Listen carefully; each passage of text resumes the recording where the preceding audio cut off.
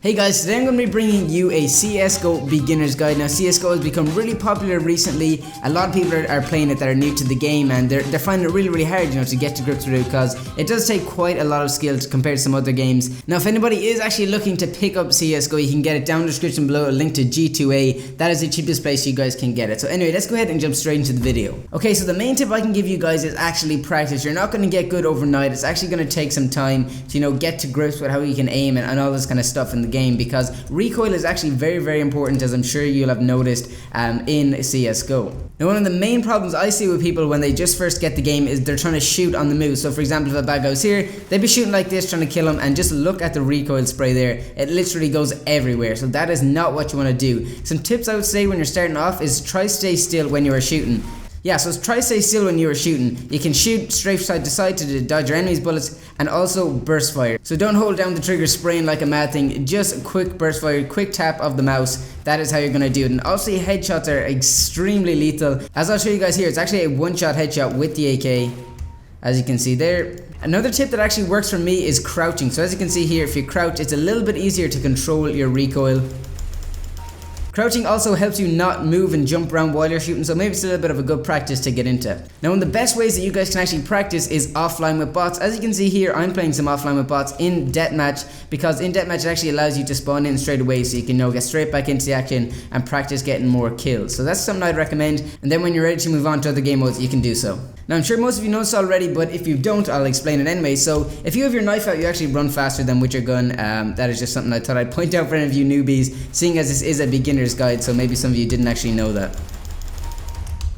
Okay, so something you guys can actually learn as well is recoil pattern. So each gun has a slightly different recoil pattern. I'll show you the one for the AK right here, and it's something that you can actually learn and get used to. So this is if you're not going with the burst firing method and you actually just want to learn how to spray. So this is an example of the AK recoil.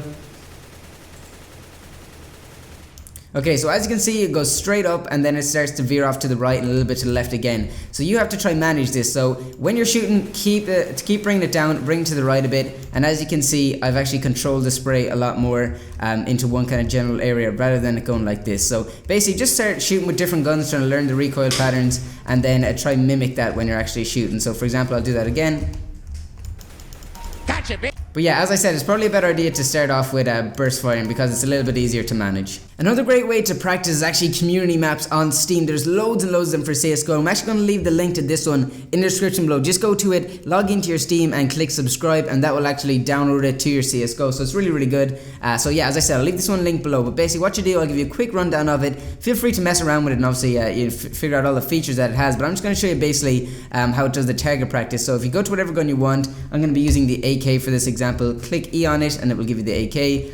Then you can pick different levels. So as you can see, level 2 is further away, 3 is further away, and level 4 is obviously the furthest away. We're going to stick with level 1 for the minute. Got a couple of other things you can mess around with over here as well, but for now we're just going to quickly run through this target practice and I'll show you what it's about. So once you're ready, go ahead and click start, and these red dots will start appearing on the actual targets, and you basically just have to try aim at them and shoot them as quick as you can. So yeah, not too bad. Pretty good way to practice your reflexes, because they do disappear quite quickly. And I guess the idea is just kind of burst fire and try hit as many targets as you can.